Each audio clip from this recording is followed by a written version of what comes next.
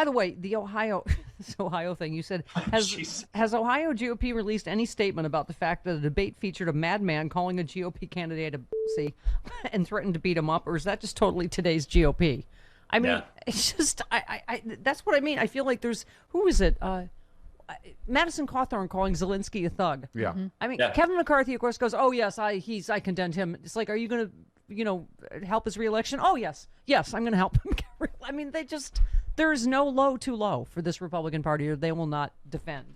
Yeah, there's nobody in charge. Clearly, if you just look at that Ohio example of that debate where Mendel got the face of this other. I mean, there will be between now and the end of the primary season in May and June, there will be a fistfight at a Republican debate. There's no question. There's absolutely no question, and that's because there's nobody in charge, and everyone's seeing how far they can out Trump the other candidates, and the party is just. I don't think the Republican Party put out any statement about the fact that there was almost a fist fight at the debate amongst Republicans. Yeah, it's all optics. We opened with I couldn't help it, the Chuck Todd soundbite.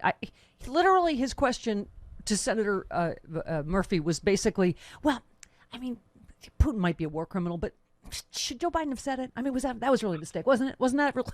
It's like, wasn't that rude? Oh my God! Since when is calling evil evil? Bad optics or whatever they call it in the Beltway, right? Yeah, no. The New York Times had a front page piece. Biden has personalized this war by calling him a war criminal. Look, I think they were giving Biden a hard time for not appearing to be passionate enough about this war, and then he utters this sentence, and then it's classic. Heads you lose, tails you lose. I mean, that's how they view Biden.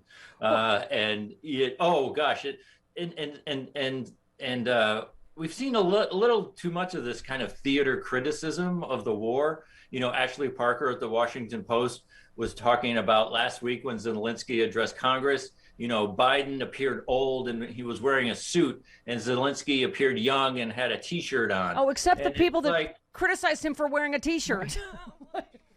Yeah, exactly. But I mean, that's really not what this conflict is about, but the press just loves to kind of personalize it and turn it into theater criticism instead of this insanely important and deadly conflict. Can you imagine if we had this media during World War II? It's I like Hitler's mustache. I think. What do you think? We have a panel. I don't know. I think it's a little. I mean, seriously. Yeah. It's just the optics. Anyway, you were quoting, I don't know who this is, but what makes Putin's brand of propaganda unique is that it's not designed to win over converts. It's not built to prove a point. The goal is to create confusion and raise doubts, often through a stream of contradictions and lies. And you just said wash, rinse, repeat. Press has been falling for it since 2015.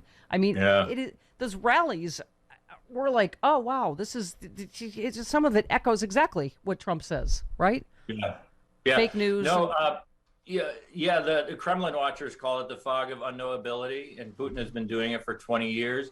And again, it's not to, he's not selling communism is wonderful or Russia is paradise. It's really just selling paranoia and selling confusion and selling contradictions. And Trump was the master of contradictions, right? He would contradict himself within 8 hours. And he would tweet out all these lies and all these personal attacks.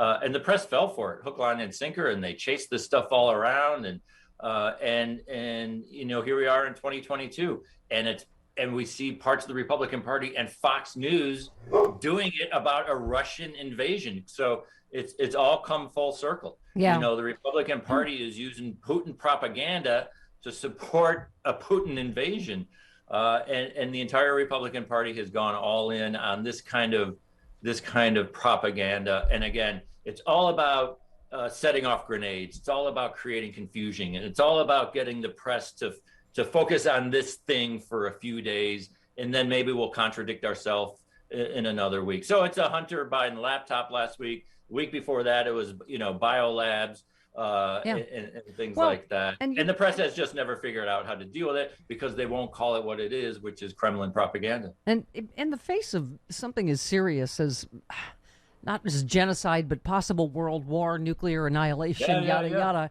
This is why your piece, this is why you were so It just irreplaceable, Eric Boehlert. You just did a piece about the media's reckless no-fly zone coverage. Because I admit, most of us that don't know stuff, which most of us don't, we say, oh, that sounds good. And as a human being, you're watching atrocity upon atrocity upon war crime upon war. And of course, you're like, oh my God, help those people. Yes, a no-fly zone, close the skies.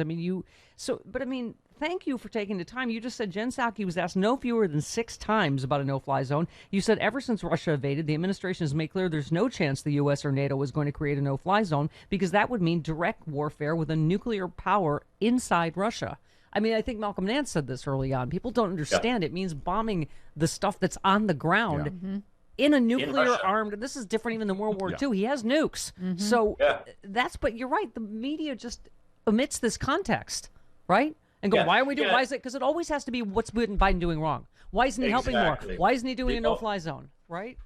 The only reason no-fly zone has been mentioned 700 times on cable since the war started is it's kind of a gotcha. It's kind of a placeholder for Biden isn't doing enough.